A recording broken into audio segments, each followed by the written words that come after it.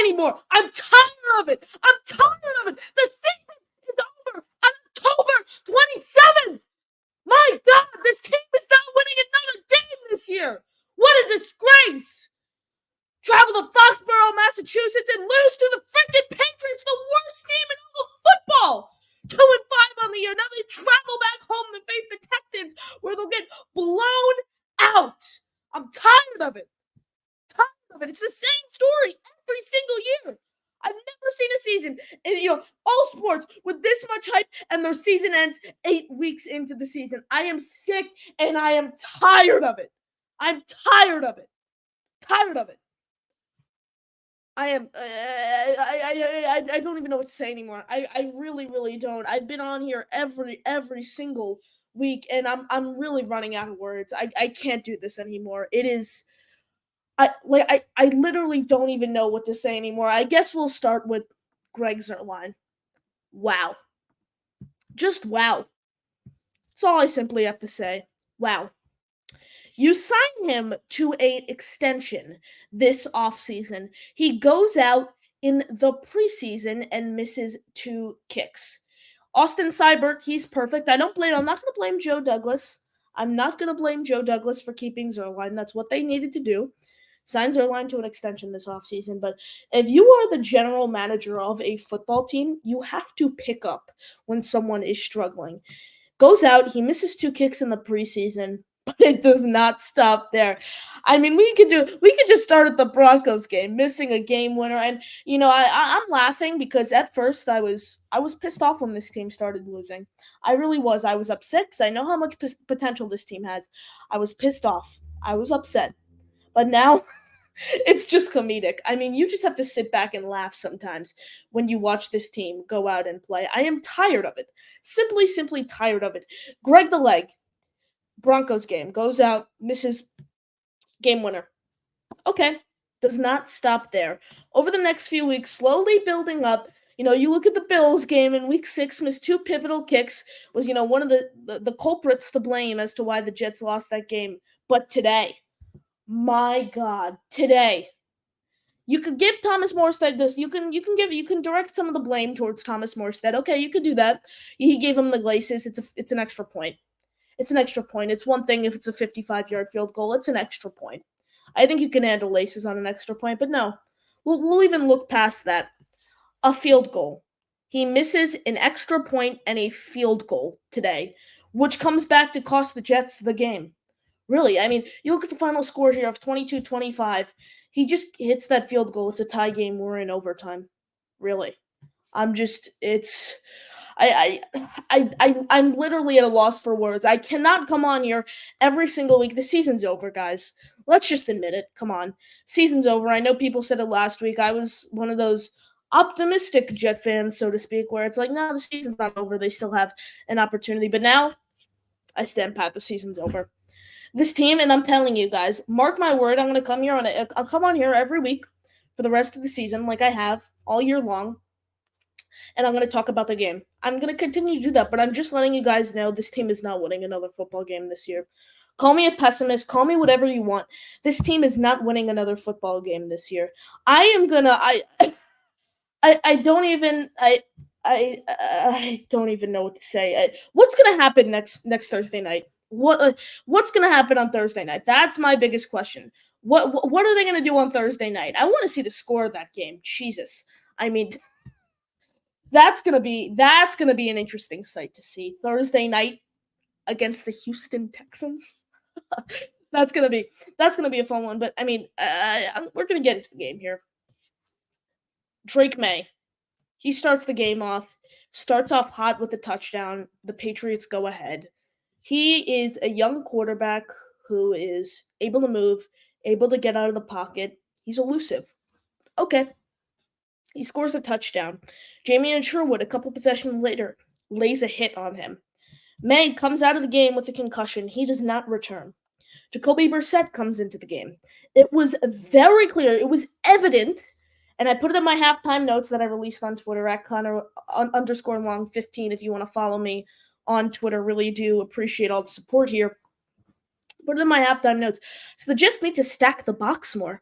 I mean, when Jacoby Brissett came into the game, it was run after run after run with Rahamdre Stevenson right up the middle, and it was just these little 3-4 yard gains that just continuously kill the team, and it's killed the Jets. It really has the same, it's the same story every week. They can't stop the run.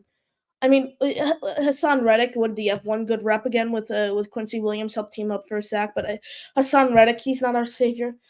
Heck, Devontae Adams is not our savior. I mean, who is gonna?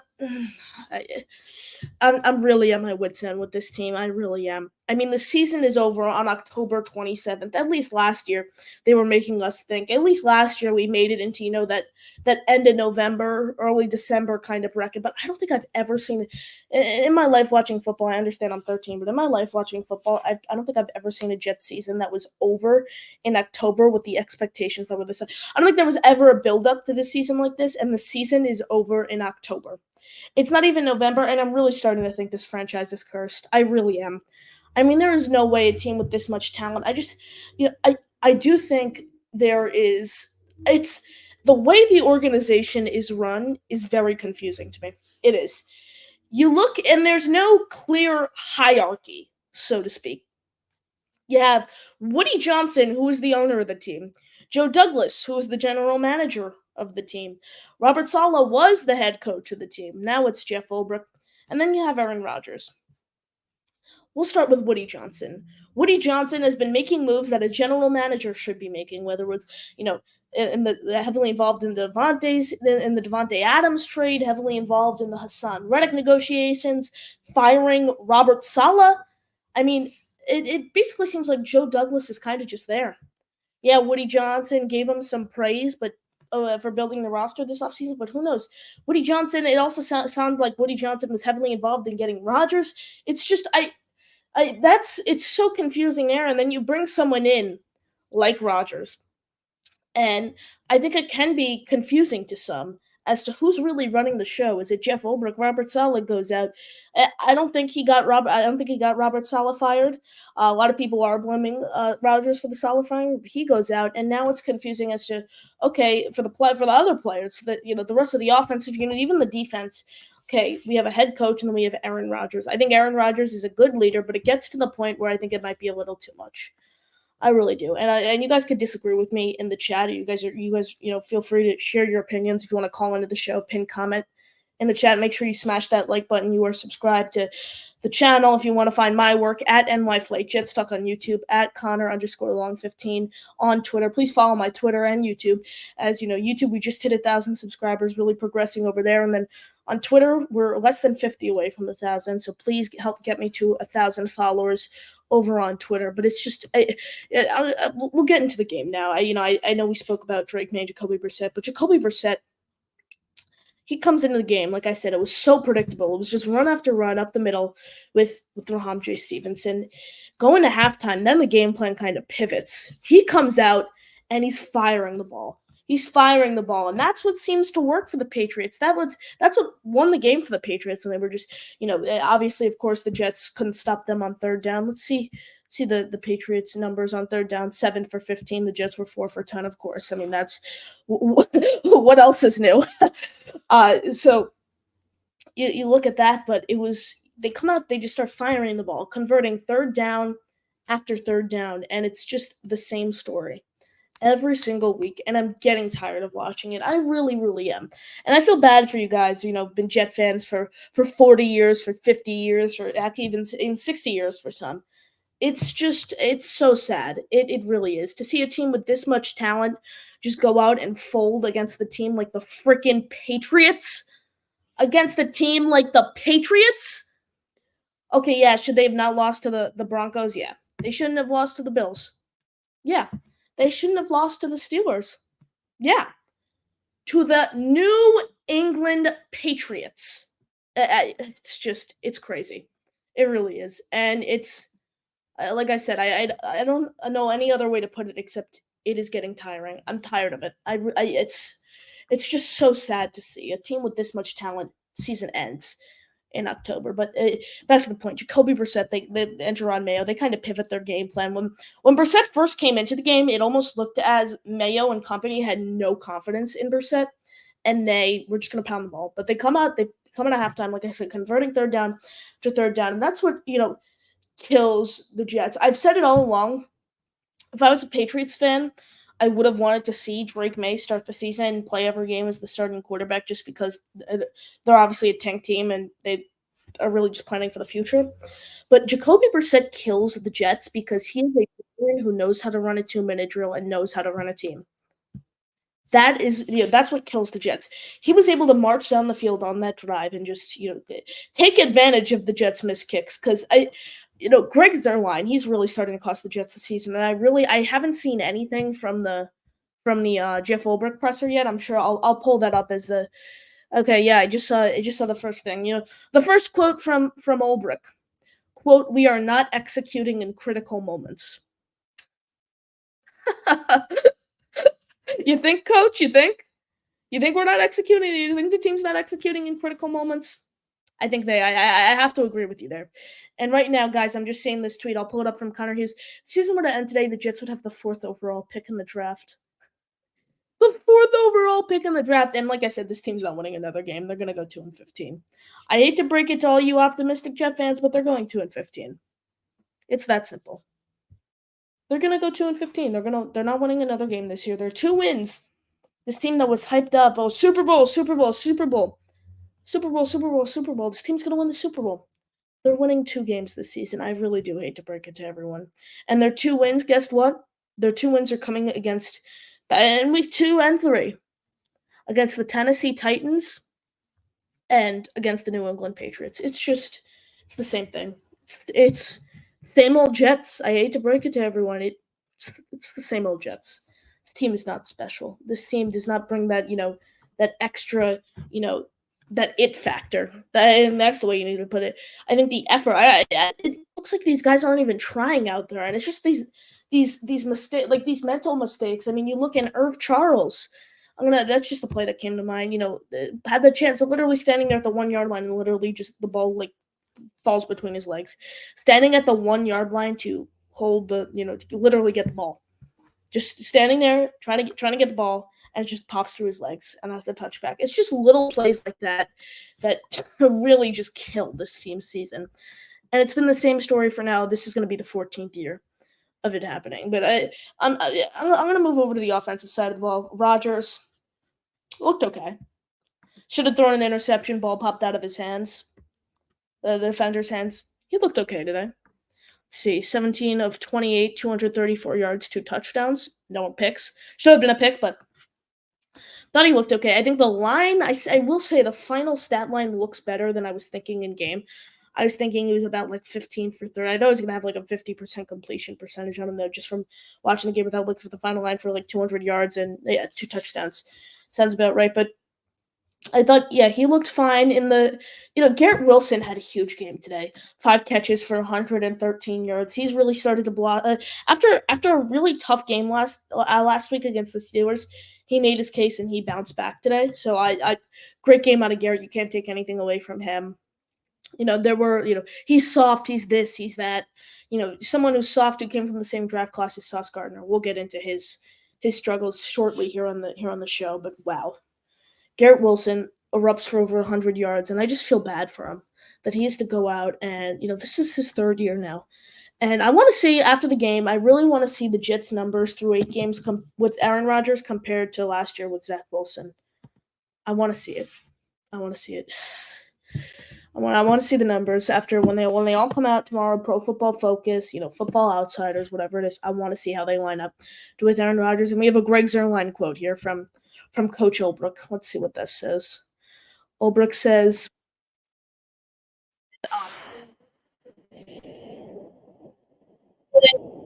he's not committing, saying, "Oh, Zuerlein's gone." He just said, "We're saying we are quote going to take a hard look at everything." That is what Jeff Ulbrich is saying in regards to the Greg Zuerlein situation, who missed 2 kicks again today. What else is new? Signed him to an extension this offseason, best kicker in all football. He used to be automatic. Now he's in his own head. He lost his confidence, and we know that's when that happens to a kicker, they're cooked, so to speak. They're cooked. But Back to what we were talking about with the offensive side of the ball. I thought Rodgers looked fine. We spoke a bit about Garrett Wilson, Devontae Adams. Nothing ordinary. 4 catches, 55 yards. Didn't really catch my eye. Didn't really stand out to me. Thought he had okay game. Wasn't a total liability.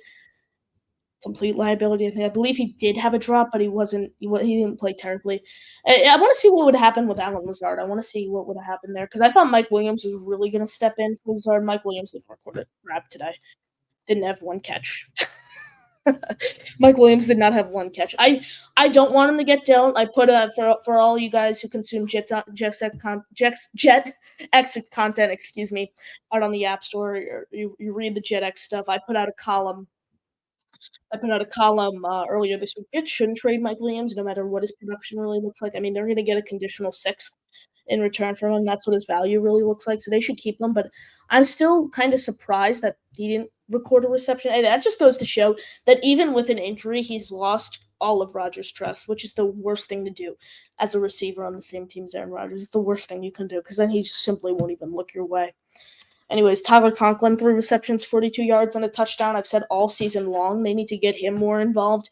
They did that today. Second game in a row with a touchdown before these past 2 games. Hadn't gotten the end zone since 2022. He's a talented player. I'm a big fan of his game. They need to continue to find him the football. And Jeremy Ruckert, 3 catches for 14 yards. I mean, the Jets could have had Isaiah Likely in that draft. I don't think Ruckert's going to be anything special in this league.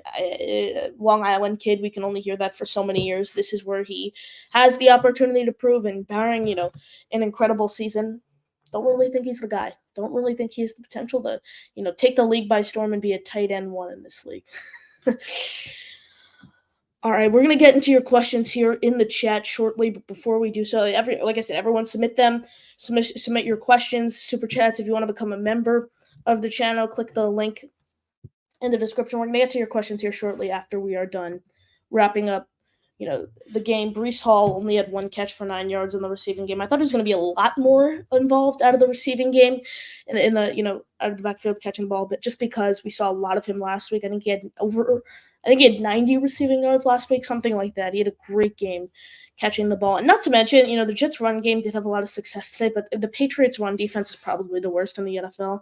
And they were missing Josh Uche, who was a healthy scratch, and it seems like it's due to trade talks, and then safety Kyle Duggar, who really the only 2 guys have been able to stop the run on what has already been one of the worst run defenses in the league, so I wouldn't make too much of that. Really wouldn't. Xavier Gipson, though. Thought Xavier Gipson had a good game. He got in the end zone for the first time in his NFL career. Played great, returning punts, 4 returns for 71 yards. He had that huge return that started the game. That really set the tone. It's funny. I think what kind of influenced him is Corley being active. I think he lit a fire under himself and saying, hey, they were looking to this guy. Obviously, a lot of it had to do with Lazard being out, but they're looking to this guy. He brings a similar skill set as me to the table. A speedy guy in the slot who returns punts and kicks. I got to set the tone today, and I think he did just that, getting in the end zone, obviously. And then with those punt returns. As for the defensive side of the things, Quinnen Williams showed us that, wow, he's alive. I didn't even know he was alive until today. Quite frankly, I think he got a sack or a sack and a half. I thought he had 2, but they ended up giving Kinlaw like half of the second one or whatever. So I think it was a sack and a half Quinnen finished his day with, but a great game overall for him. He really stood out. Solomon Thomas, he almost punched the ball free. Leonard Taylor III, he looked fine. Hassan Reddick, he helped out on a couple reps, but didn't really stand out to me. He's going to take a little to get back involved. Jalen Mills.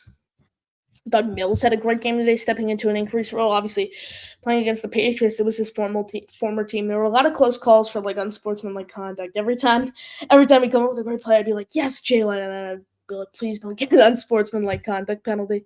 That was my whole mentality, for Jalen Mills today. But he ended up making it out. No unsportsmanlike conduct penalties, and I thought he played a fine game overall. Isaiah Oliver, another solid game out of him. I think where the biggest issue came for the Jets and their defense today was containing the tight ends, which what else is new? The Jets have never been able to stop tight ends, but Hunter Henry, he had a big day today. He had 5 catches for 44 yards. He was second. Keyshawn Boyd, who basically kind of brought the Patriots into the red zone on the final play, which led to the game-winning touchdown. And Hunter Henry really led the way. But Jets, the loss of Tony Adams, although Jalen Mills stepped up, the loss of Tony Adams really killed the team today. That's what I will say. Loss of Tony Adams really hurt the team, which, Adams, he should be back next week. Davis, it looks like Davis is going to be out for a little, but Tony Adams should be back next week. Honestly, I don't, not like it even matters because the Jets season is over, but maybe it'll bring some joy. I'm still rooting for them to win. I am. Although they're 2-6, I'm still rooting for them to win. Even when they were tanking at the end of last year, I still wanted them to win. I cannot go out and root for my team to lose. I still want them to win every single week. I want them to win out and make the playoffs. Obviously, it's just I don't think they're going to win another football game. It's just the sad truth, really. And I think it's time for us to get into your questions. I think that's really all for the game. Just an utter disaster for the team, to put it lightly. I mean, really, it's just disgusting, and I'm at a loss for words. I wish I had more to say. I just can't. I think my last comment really is Sauce Gardner. No one ever compare him to Darrelle Revis again, please. Nobody ever compare him to Darrelle Revis ever again, please. He is soft. He cannot stop the run. He cannot tackle. He's a PI machine. That's what he is. It's the sad truth. It's the sad truth. Just got to sit down and really admit it. It's unfortunate. And this team has so much potential. They're so talented, but it hurts to watch them go out every single week and just embarrass themselves, really. Embarrass themselves. I mean, that's an embarrassment. That's what it was tonight, an embarrassment. Just you got to hope maybe they show some sort of promise against Houston, something. It'll make that game somewhat watchable, but I think they're going to get blown out. I think it has potential to be like Greg Zuerlein won't be kicking for the Jets, so whoever it is, I think that has a potential to be one of the 30-3 games or the 40-10. They're going to get blown out. They're going to get killed, and it's not going to be pretty. It's not going to be pretty. Everyone smash that like button. Make sure you are subscribed to the Jet X Factor YouTube channel. If you want to become a member of the show, unlock exclusive perks. That would be the pinned, that would be the not the pinned, that would be the link in the description below. If you would like to become a JetX member, unlock exclusive perk, you can find my work at NY Flight Jets Talk on YouTube. Read my work, obviously jetsxfactor.com, and you can find my work on Twitter.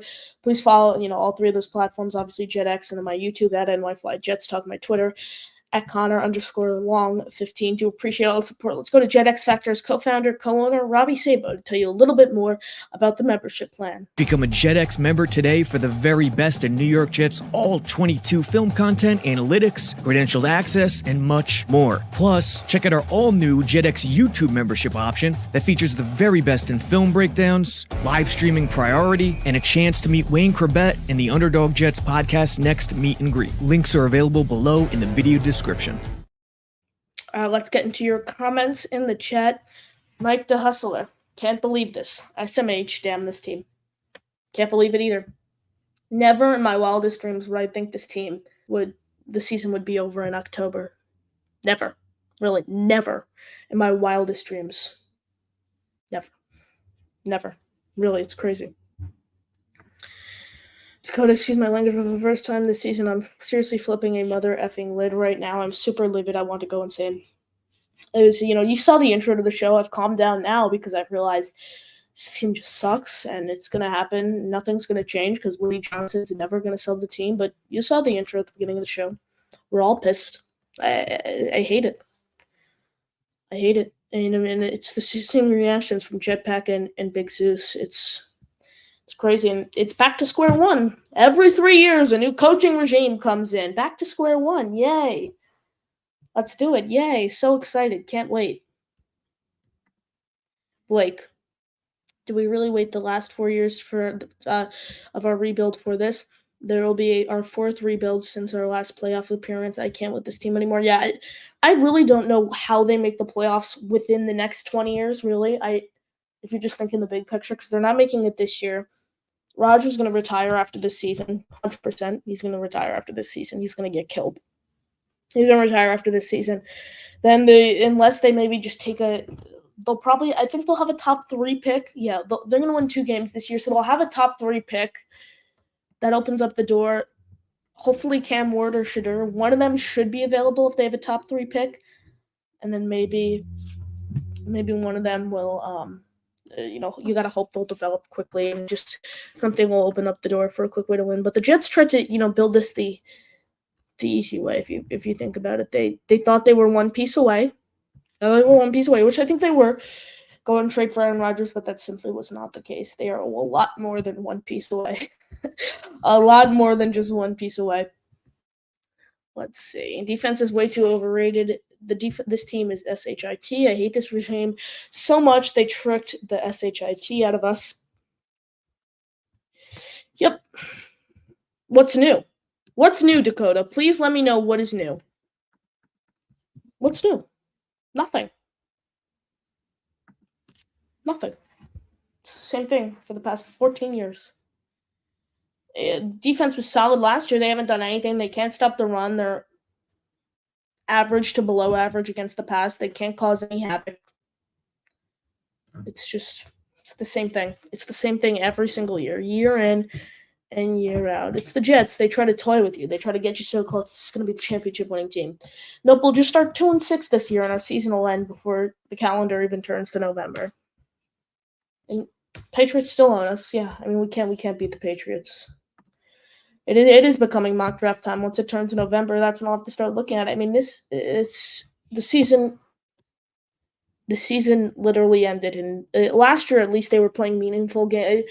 I think the Black Friday game, you can end in November, early December. The Jets were out of it. I mean, it's not even November, and this team's already out of it. It's crazy.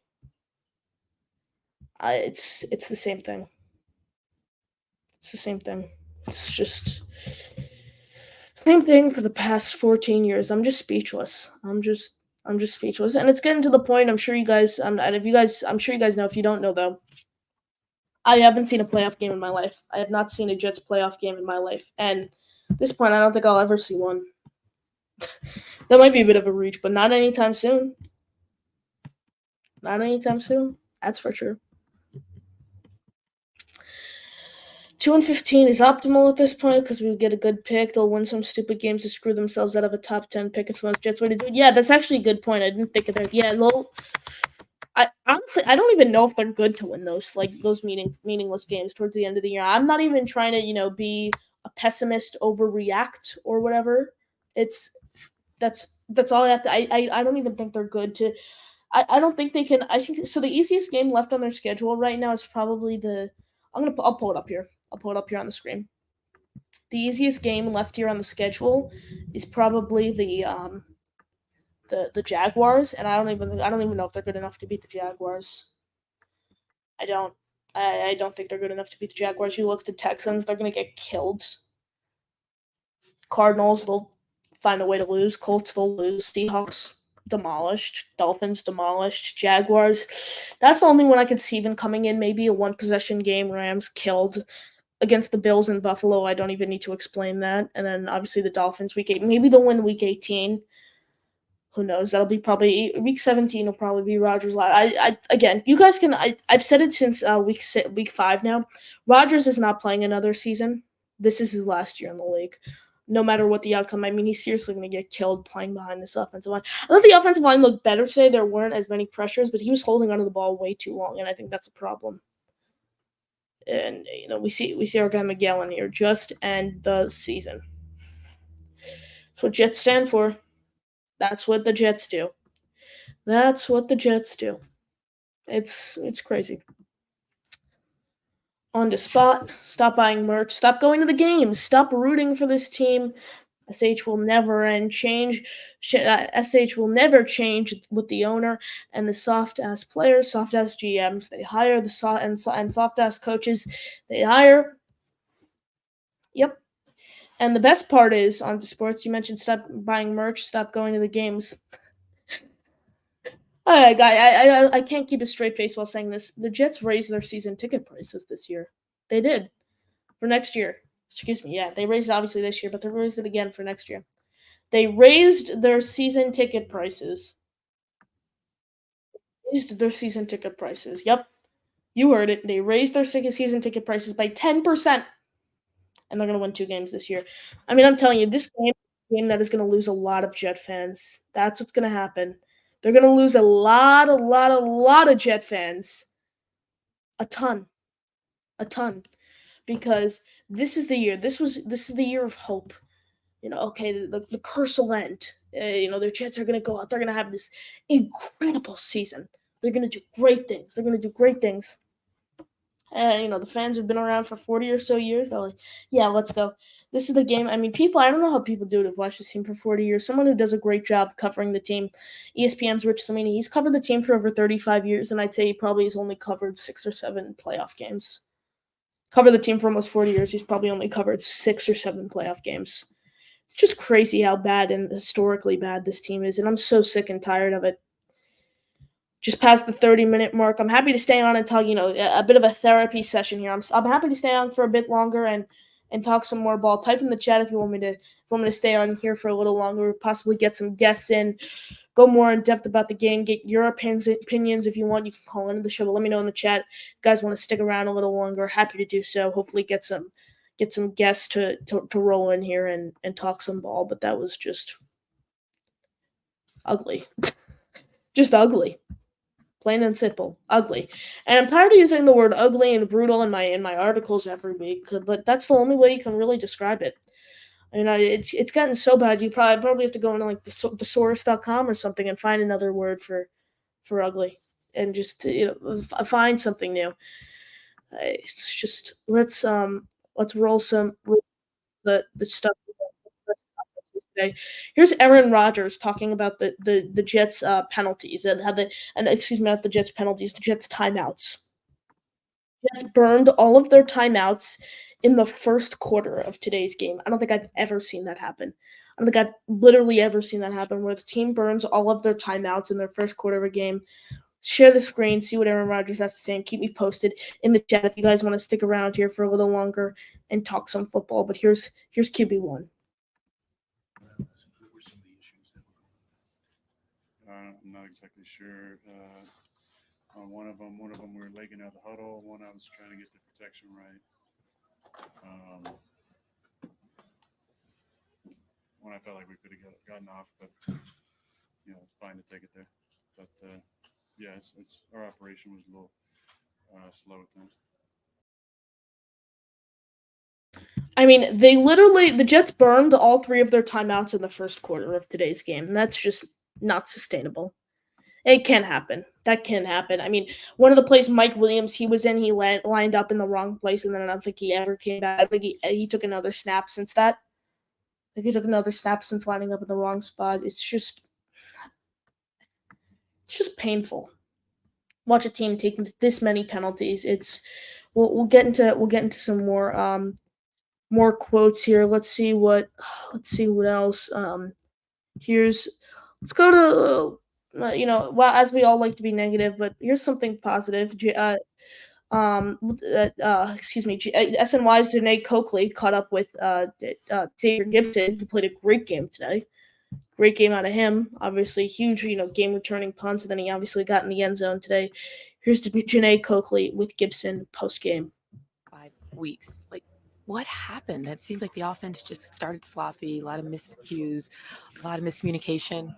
I just think we need to get on track, lock in, and just get it rolling from the start and finish stronger.